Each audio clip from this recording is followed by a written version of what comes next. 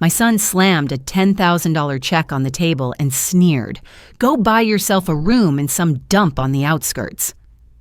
I froze, staring at the slip of paper as if it was a weapon aimed at my dignity.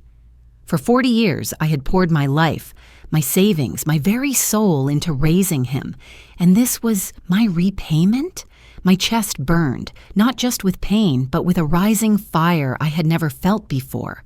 Little did he know, the move I had made just days earlier would turn his entire scheme upside down. I was 68 years old, and after 4 decades of shelving books and guiding children through the quiet aisles of our public library, I thought I had earned peace. My name is Helen Moore, and all I had ever wanted was a simple, safe life. My late husband and I had pinched pennies, skipped vacations, and carried secondhand furniture just to save every dollar we could. That small mountain of sacrifice had finally turned into something solid, a $1 million apartment in the city. It was not just bricks and mortar to me. It was my proof that all those sacrifices had meant something. I filled my days with little rituals that brought comfort. Every morning I brewed black coffee in the kitchen that still smelled faintly of the pine cleaner my husband used to love. I baked cookies for my neighbors, chocolate chip for the elderly couple next door, oatmeal raisin for the college kids upstairs who reminded me of my younger self. Books stacked high on my shelves gave me company, their spines worn from years of hands turning them in search of knowledge or escape. My apartment was quiet, but it was a quiet I chose, not one imposed on me. Then there was my son, David Moore.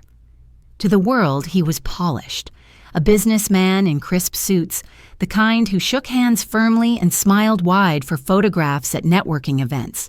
But to me, he was still the boy who once tugged at my apron strings and asked for another slice of pie. Yet even in his boyhood, there had been a flash in his eyes when he wanted something, an intensity that sometimes looked too much like greed. At 41, that look had sharpened, matured, and carried the weight of unspoken hunger. David's wife, Melissa, was gracious on the surface. She kissed me on the cheek when we met, complimented my scarves, and always asked about my health. But her eyes betrayed her. There was a flicker of calculation in them, as if she were measuring how much space I took, how much time I consumed, and perhaps how much money I still had left. She had a way of lowering her voice when she spoke to David in the kitchen, their whispers falling like drops of acid I wasn't meant to hear. Still, there was Lily, my 9-year-old granddaughter. She was my light, the only part of that household that felt untainted by suspicion. She would run into my arms, her hair smelling of strawberries, and press her cheek against mine as if I were her safe harbor. When she asked me to read her bedtime stories, I felt needed in the purest way. With Lily, I was not a burden, not a guest, but a grandmother whose love still had value. It was one Sunday dinner when the first real crack began to show. I sat at their long oak table, the kind Melissa loved to polish until it gleamed under the chandelier. The roast was carved, the mashed potatoes passed around, and conversation floated politely from topic to topic. Yet I noticed Melissa's subtle pause whenever I asked for seconds, her delicate smile strained, her gaze flickering to David as if to say, "Do we really need her here every week?" After dessert, David cleared his throat. "Mom," he began, his tone coated with concern but his eyes sharper than glass, "have you thought about moving in with us permanently? It would be easier for everyone. You wouldn't have to worry about cooking or cleaning. We could take care of you." I smiled weakly, sensing the shift. "I'm quite all right where I am," I replied, but my voice faltered. Melissa leaned in with that honeyed tone of hers. "It would give you more privacy, too. We could set you up in the downstairs suite. It has its own door, so you wouldn't feel like you're intruding." The words landed strangely. Privacy or exile? A basement suite sounded less like care and more like confinement. My chest tightened, but I forced a grateful nod. Weeks later, when I finally gave in and tried staying over, Melissa showed me the room. It smelled faintly of dampness, the small window barely letting in any light.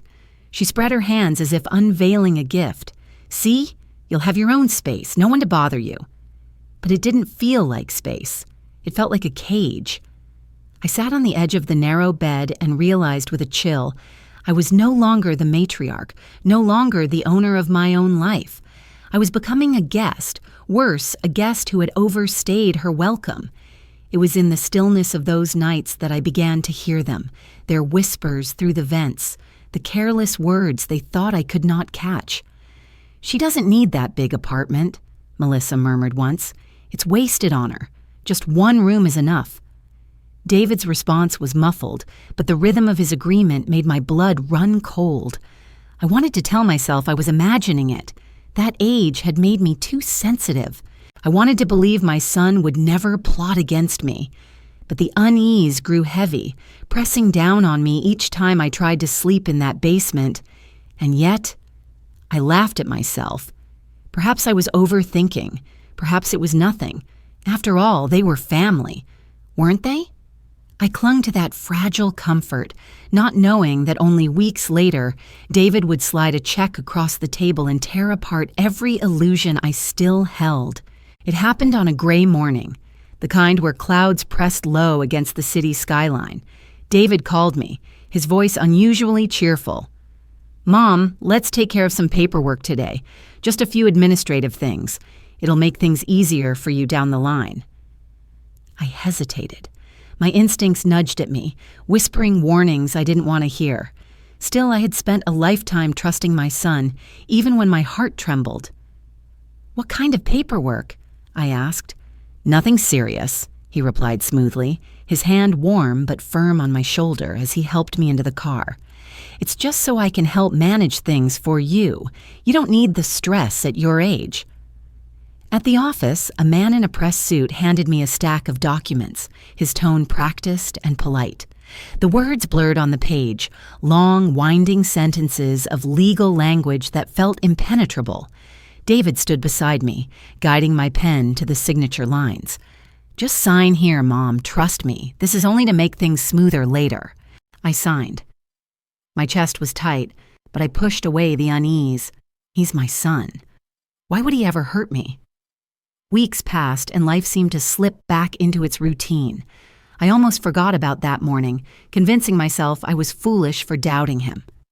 Until one evening, as I sat at David's dining table with Lily tugging at my sleeve, he pulled out a small white slip. He placed it in front of me with a thud that silenced the room. It was a check. $10,000. My eyes narrowed. "What is this?" David leaned back, folding his arms. His voice carried none of the tenderness I had once known. "The apartment's been sold. This is your share. Go buy yourself a room in some dump on the outskirts." The words crashed into me like a wave of ice water. For a moment, I thought I had misheard. My apartment?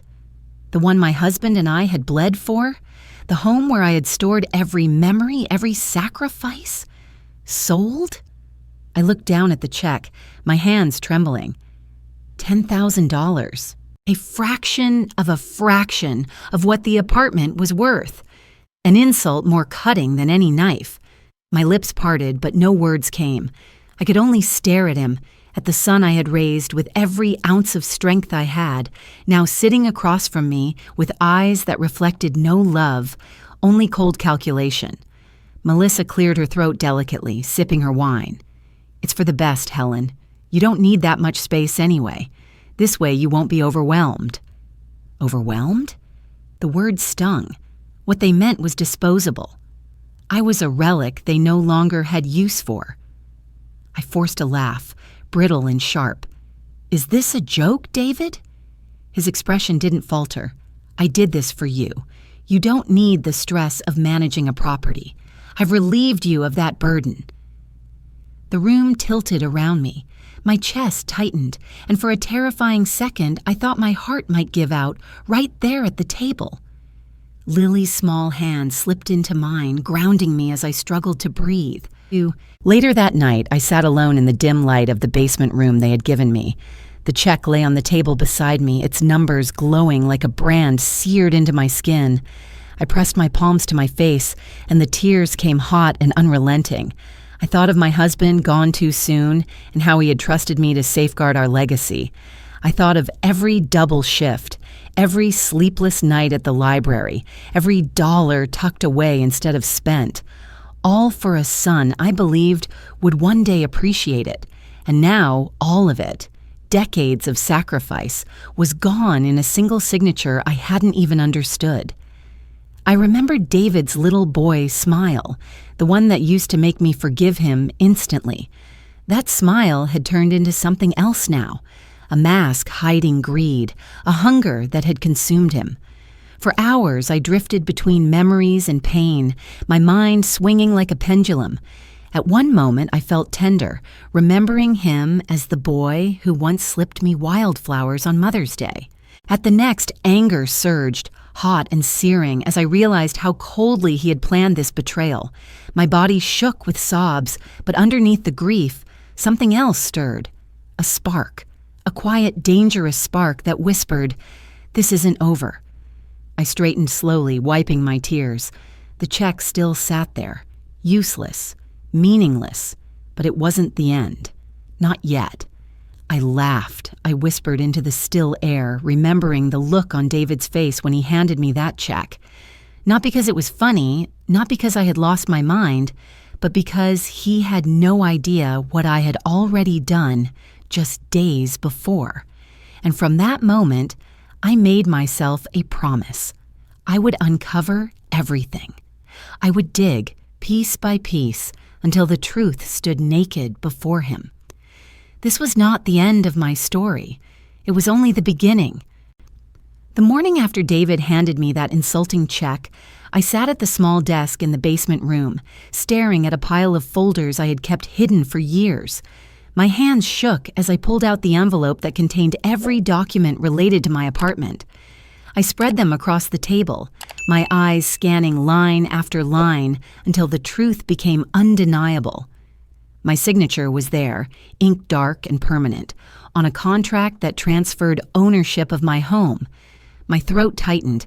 I remembered holding the pen in that office weeks earlier, David's reassuring hand on my shoulder. He had guided me, like a predator leading prey, and I had followed. I had not just signed a paper. I had signed away my life's work. I pressed my fist to my mouth to stifle the cry rising in my throat. It was too late to undo that signature, but not too late to understand what had really happened. And if there was one thing my years in the library had taught me, it was how to dig for the truth. I opened my old laptop, the one I hadn't touched in months.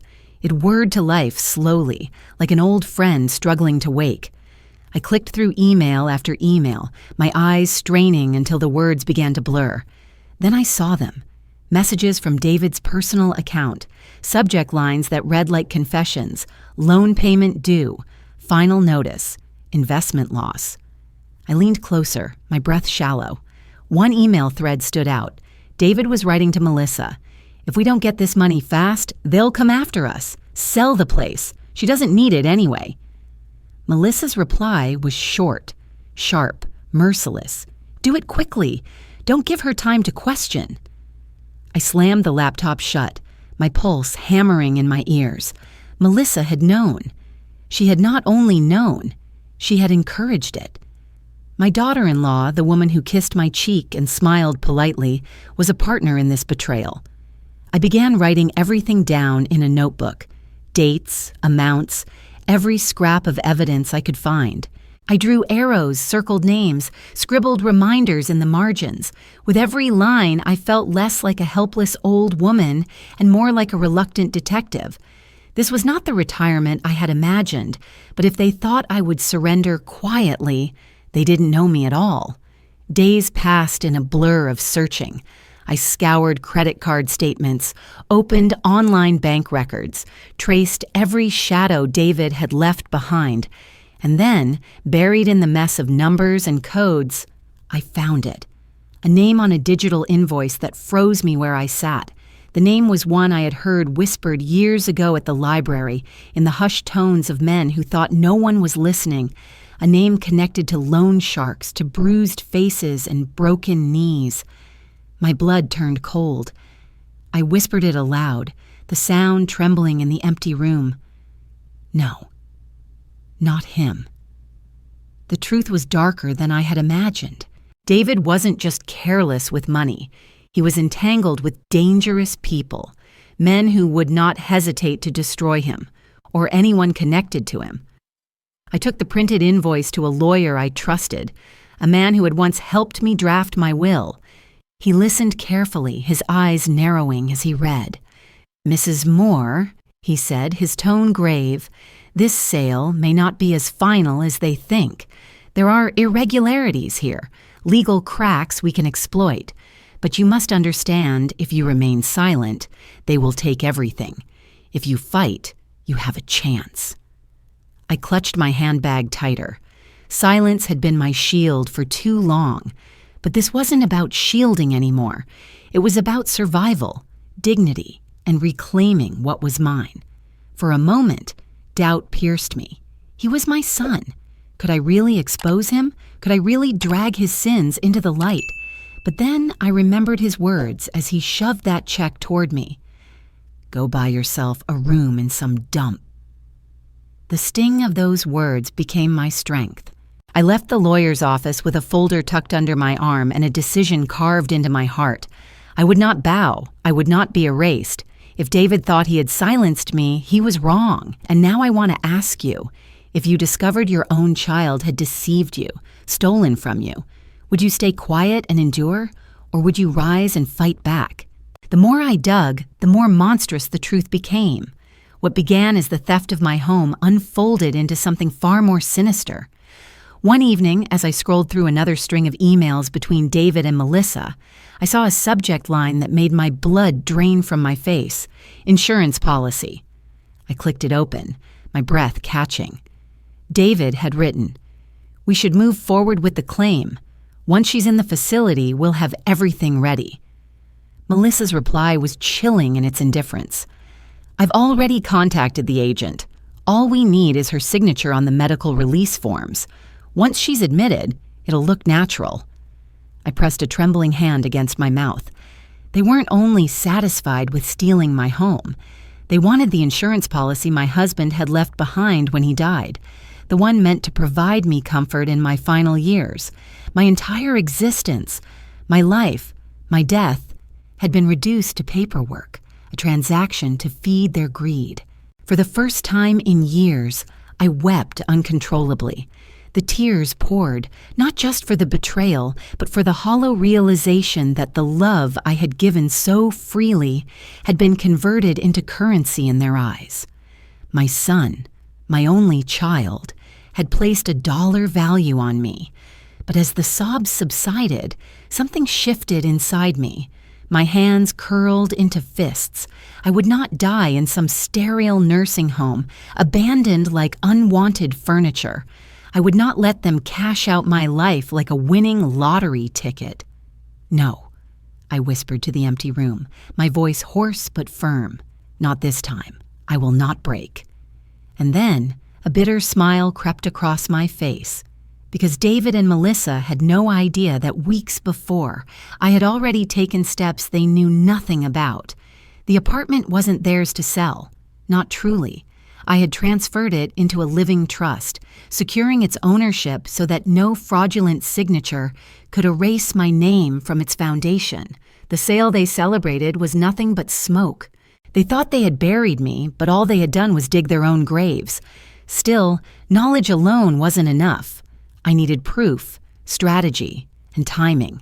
I spent nights hunched over the glow of my computer, printing documents, highlighting transactions, cross-referencing dates. My dining table became a war room. I carried a small recorder in my pocket, capturing Melissa's careless words when she thought I wasn't listening. "She's weak.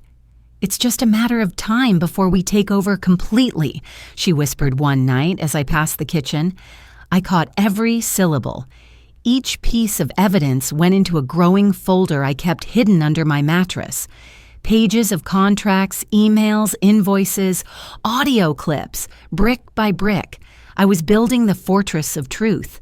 The lawyer I trusted nodded grimly as I handed him the folder. "You're ready," he said, But the question is, how do you want to deliver this? I already knew. Set up a dinner, I told him, a family dinner. He won't suspect a thing. That's where I'll show them everything. It was perfect. David always thrived on appearances, on projecting success to anyone watching. A family dinner was his stage, and he would strut on it, boasting about his triumphs. He wouldn't realize until too late that it was the stage of his own undoing. I began rehearsing what I would say. I would sit quietly as they laughed, as they clinked glasses, as Melissa polished her lies with false charm. And then calmly, I would lay the evidence on the table, page by damning page. But to succeed, I had to keep playing my role. I let my shoulders sag, let my steps drag as though the weight of betrayal had broken me. I nodded whenever David spoke, never meeting his eyes too long. I thanked Melissa for her meals with a smile that looked tired, but sincere. Let them think I had surrendered. Let them think the old woman had been defeated. Because when the night came and the truth was finally unleashed, it wouldn't just be a confrontation, it would be judgment. The night of the dinner arrived cloaked in the kind of false comfort only routine can provide. Melissa had set the table meticulously, her silverware gleaming under the chandelier's light. David poured wine with the swagger of a man who believed the world was his to command. Lily giggled as she arranged her dolls at the corner of the table, innocent of the storm about to break. I sat quietly, hands folded in my lap, my folder of papers resting discreetly by my chair. My heart pounded like a drumbeat, yet my face remained calm. I had rehearsed this moment in the privacy of my room until it felt less like a plan and more like destiny. David raised his glass, his smile wide and smug. "To new beginnings," he declared. "The deal I closed this month will set us up for years. It's about being smart, about knowing when to take opportunities. Not everyone can see them, but I do." His eyes flicked toward me, a glint of condescension slipping through his mask. Melissa laughed, laying a manicured hand on his arm. "David has a gift for business. It's why we're going to be just fine. Isn't that right, Helen?" Her voice was sweet, but the venom beneath it was unmistakable. I nodded faintly, letting the silence stretch. My fingers brushed the folder by my side. It was time. I straightened slowly, the chair creaking as I stood. "Yes, David," I said softly, my voice carrying more weight than volume. "You do have a talent for deals, but not all of them turn out the way you think." His brow furrowed as I placed the folder on the table and slid it toward him. "What's this?" I opened it myself, page by page, laying out contracts, receipts, and transcripts. The laughter at the table died. Even Lily stopped giggling, her wide eyes darting between us. "You thought you sold my apartment," I said, my gaze locked on David's. "But the truth is, you never owned it to begin with. I placed it in a living trust weeks before you tricked me into signing those papers. That sale of yours? Nothing but smoke." The room fell into stunned silence. Melissa's hand slipped from David's arm. His face drained of color, then flushed crimson. "You're lying," he spat, his voice sharp, desperate. I laid down the official trust documents, stamped and notarized. "No, David, these aren't lies. These are facts. Your so-called victory never existed." He slammed his fist against the table, making the silverware rattle. "You can't do this to me." I leaned closer, my voice steady, cutting through his rage. "I already did, and that, David, is only the first layer of the truth." Melissa gasped, her eyes widening. "What do you mean?" I pulled out another set of papers, emails, invoices, and bank statements. "I know about the debts, the gambling, the loans from men whose names are spoken in whispers. I know everything you've tried to hide." David's eyes darted wildly, searching for an escape that wasn't there. This is taken out of context." Melissa shot to her feet, her face pale. "You never told me it was this bad. You said it was just investments. You've dragged me into this mess." Her voice cracked, and for the first time I saw fear in her eyes. Not for me, not for David, but for herself. I wasn't finished. From the folder came the final blow, a sealed envelope from my lawyer. And there's more. The authorities are already investigating suspicious transactions tied to your accounts. Money laundering, David.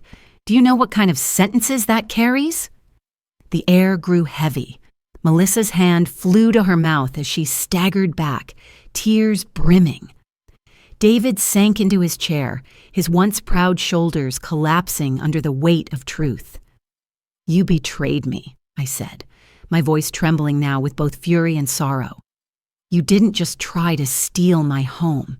You tried to strip me of my dignity, my life, everything I built with your father.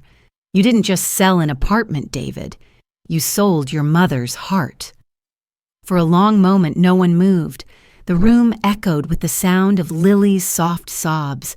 Her small body curled into her chair. Melissa turned away, shaking her head, muttering curses at her husband. David buried his face in his hands. "Mom, But no apology came. Only silence and the hollow sound of a man realizing he had destroyed the one person who had ever truly loved him. And as I stood there, tears sliding down my cheeks, I knew the storm had passed, but the wreckage would remain forever. The weeks that followed the confrontation were like watching a dam burst. Everything David had tried to hide came crashing into the open. The authorities moved quickly once the evidence was placed in their hands. Investigators combed through his records, uncovering debts, falsified statements, and a trail of transactions that led straight into the hands of dangerous men. David, once the proud son I thought would carry our family name with honor, now faced charges that could keep him behind bars for years. Melissa did not stay long. I heard through mutual acquaintances that she had filed for separation within days of the investigation becoming public. She had no loyalty to David, only to her own survival. She took Lily with her, retreating to her parents' home in another part of the state. For a moment, I feared I might lose contact with my granddaughter. But Melissa, perhaps out of guilt or practicality, allowed Lily to visit me on weekends. Each time that child's small arms wrapped around my waist, I felt something in me heal. I left the basement room and the house that had become my prison.